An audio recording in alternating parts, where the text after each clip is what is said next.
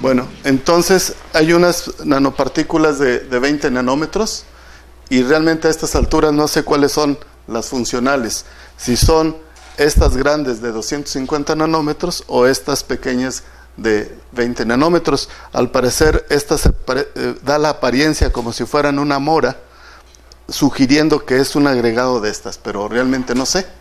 Por eso el doctor Macé decía que uno de mis intereses es buscar colaboraciones de los físicos para caracterizar estas nanopartículas.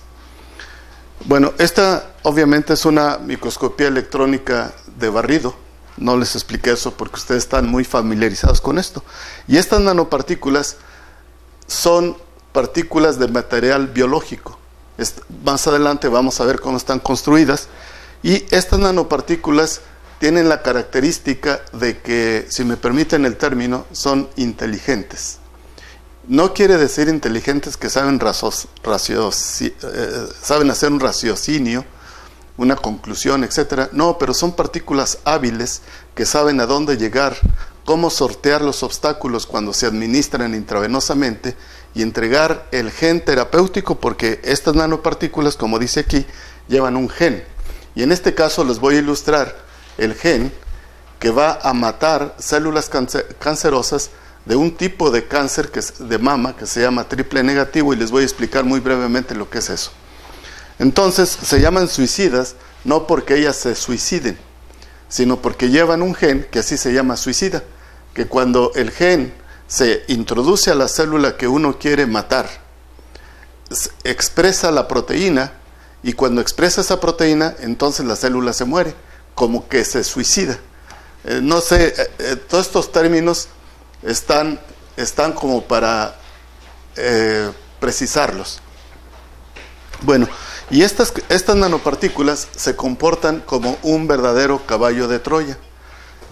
Con eso ustedes ya van a saber que el caballo de Troya supo sortear muchos obstáculos y llegar hasta el núcleo de la ciudad de Troya. Bueno, entonces, ¿por qué el cáncer de mama?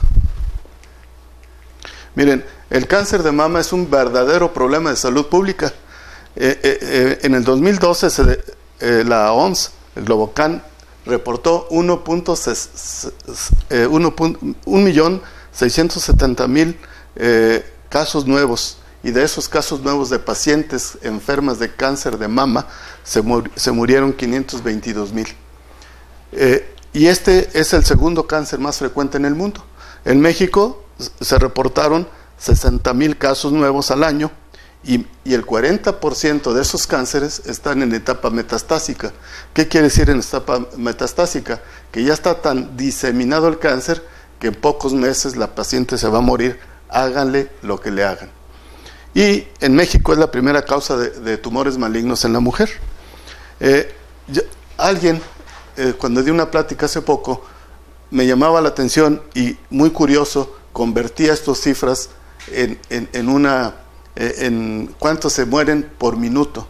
Y entonces él calculaba que se mueren 40 personas de cáncer de mama por segundo en el mundo. No, 20. Y 40 por minuto en México. Entonces, vean, ahí están las cifras. Ustedes que son físicos, yo creo que ya hicieron el cálculo mentalmente. Perdón, hay 1.67 millones de casos Nuevos. Pero ¿y el total cuánto sería? Realmente no sabemos. Sí. Y no me he puesto sinceramente a averiguar cuál es el total de casos. ¿Esos 522 son de esos casos? No, son del total. Sí. Sí, es difícil hacer ese tipo de estadísticas. ¿Cuántos es el total en el mundo? Porque no sabemos. Bueno, pues hay más o menos, ustedes pueden calcular cuánto pueden ser en el total. Yo creo que han de ser arriba de 2-3 millones de casos. Bueno, entonces esto nos refleja que el cáncer de mama es un verdadero problema de salud pública. Y también es un verdadero problema social y económico. Miren, en Estados Unidos, donde llevan bien las cuentas, se reportó que en el 2006 lo reportó el Instituto de Cáncer de Estados Unidos, se gastaron 104 1.1 billón de dólares en el tratamiento del cáncer, y está estimado que en el 2020 se gasten 202 billones de dólares. Y de esos, en esta parte, 13.8 billones de dólares fue destinado a cáncer de mama, y luego ya siguen otros cánceres. Generalmente estos tres cánceres se mueven para un lado y para otro. A veces el de cáncer está en el primer lugar, pero generalmente se mantienen en los tres niveles. Bueno, yo sinceramente soy ignorante en estas cifras económicas, pero yo creo que 104 o 200 billones de dólares es mucho dinero, sobre todo que no se les ofrece a las personas un tratamiento efectivo. En México también se hacen cosas buenas. Miren, el Seguro Social detectó en 5 años, hizo un estudio 5 años de pacientes de mama en el Seguro Social, detectó que se gastaban 4.655.315.492 pesos en un lapso de 5 años, en el 2005. ¿Sí? Entonces quiere decir que ese es un verdadero problema de salud pública. Y luego, a pesar de que se está invirtiendo mucho dinero, que hay tratamientos modernos para el cáncer, el INEGI nos dice que en la última década la tasa de mortalidad para cáncer aumentó el 11%. Y luego, a pesar de todas estas terapias actuales, y lo que me llama más la atención es que para el cáncer de mama hay prevención, hay campañas masivas de prevención, de educación para la mujer y también para el hombre. Nosotros tampoco nos escapamos de eso. También tenemos mama, tejido mamario, y entonces, a pesar de que hay campañas de prevención y hay muchas cosas, del 20 al 30% de esos pacientes van a desarrollar enfermedad metastásica. Entonces quiere decir que a pesar de las campañas masivas de publicidad, de educación, de los tratamientos modernos, etcétera, el cáncer de mama sigue sin control. Ahora, ¿por qué sigue sin control? Esta es la razón por la cual este cáncer sigue sin control. Hay muchos tipos de clasificación para el cáncer de mama.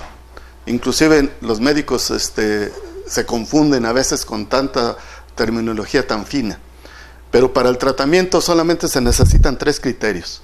1, saber si tiene el receptor estrógeno, o si tiene el receptor a progesterona, o si tiene el receptor ER2. Estos receptores están en las células sanas, pero cuando se sobreexpresan demasiado, entonces son sinónimo de cáncer. Y además de las anomalías morfológicas que el patólogo detecta. Y esta es una inmunotinción que nos revela que estas células tienen el receptor para estrógenos. Esa inmunotinción da un color sepia. Cuando uno hace reaccionar, hay un reactivo, ¿verdad? Y detecta que ahí está el receptor. Y luego, entonces, esta paciente se dice que tiene cáncer con receptor de estrógeno positivo. Esta tiene con receptor de progesterona positivo. Esta tiene ER2 positivo. Y entonces, en base a esto, el médico le da el tratamiento moderno. ¿No existe entonces receptor de estrógeno y de progesterona juntos? A veces sí. Sí. Hay mezclas, hay mucha heterogeneidad.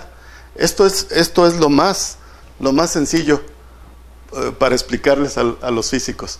Pero sí hay mucha heterogeneidad. Inclusive hay heterogeneidad desde el punto de vista molecular. Hay mutaciones del P53, de la citoqueratina 17, etcétera, etcétera. Y entonces todo eso es lo que le da la característica maligna al cáncer de mama. Bueno, pero ¿qué pasa con el cáncer de mama triple negativo? Que no tiene receptor estrógenos, no tiene receptor a progesterona y no tiene receptor ER2. Entonces, ¿eso qué nos dice? En términos de tratamiento, es lo único que se tiene en la actualidad para poder establecer un tratamiento a la paciente cuando ya se le detecta el cáncer de mama. Bueno, entonces aquí les hago un resumen. A la paciente que tiene cáncer de mama estrógeno positivo, se le da tamoxifeno. A la que tiene progesterona positivo se le da megestrol, que es acetato de progestina. A veces hay mezclas. Afortunadamente se puede dar el tratamiento mezclado. Eso no pasa nada. Estos fármacos evita la función de estos receptores, los bloquean. Y en el caso del receptor HER2 que está en la superficie, se le da un medicamento que se llama trastuzumab. Este es un anticuerpo neutralizante que va y se pega a esta parte del receptor y lo inactiva. Y entonces este receptor ya no está señalizando y no está mandando señales malignas de crecimiento tumoral, de secreción de proteasas, que son las que van a destruir la matriz extracelular para que la célula cancerosa emigre, y la movilidad celular, que también está dada por todo esto. Bueno, entonces está muy bien, pero el cáncer triple negativo no hay cura. Desafortunadamente el cáncer triple negativo es de los 40% de las pacientes que van a desarrollar actividad metastásica. Entonces, a veces hay, pues por ignorancia, médicos que dan tratamientos equivocados. Entonces, eso no se vale. Ya tenemos tratamientos muy bien establecidos, criterios muy bien establecidos para poder orientar el tratamiento. El problema son este tipo de células que no tienen nada. Entonces, a veces yo he visto que a algunas personas se les da alguno de estos, pero yo creo que es más bien con una esperanza de ignorante para ver si le pega algo. No, estas células no tienen esos receptores y además tienen una heterogeneidad molecular tan terrible que no se le puede atacar ni siquiera por dentro. Por ejemplo, hay una proteína que se llama P53. Esa proteína P53 le llaman el guardián del genoma. ¿Qué quiere decir? Que cuando esa proteína detecta una anomalía genética, inmediatamente prende una señal y mata a las células por apoptosis. La célula se prepara para morir muy ordenadamente y se acabó la cosa. Pero cuando tiene mutado el P53 no hay forma de darle nada.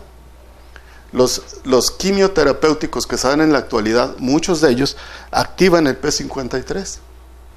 Entonces, si no tienen P53, aparte de esto, hay otros quimioterapéuticos que no los voy a nombrar, son difíciles de nombrar para mí. Entonces, actúan a través de P53, el P53 está mutado, no puede hacer su función, y entonces sus tratamientos no sirven para nada. Pero una pregunta, no entendí cómo se detecta entonces el triple negativo si no tiene esos marcadores. Porque no tiene los marcadores, precisamente. ¿No se sabe que hay cáncer ahí? Si hay cáncer porque se detecta la bola, el tumor lo detecta la persona, el paciente. El médico le toma la biopsia, lo manda al patólogo y por rutina el patólogo hace estos tres marcadores. Sale uno o el otro, pero cuando no sale nada, como en este caso, es triple negativo. A fuerza se le tiene que hacer un estudio histopatológico. Muy bien, entonces lo que nosotros proponemos es destruir estas células de manera, digamos entre comillas, inespecífica, que no vaya a detectar algún mecanismo molecular fino, como en este caso, etc. Y les voy a decir cómo, usando nanopartículas suicidas.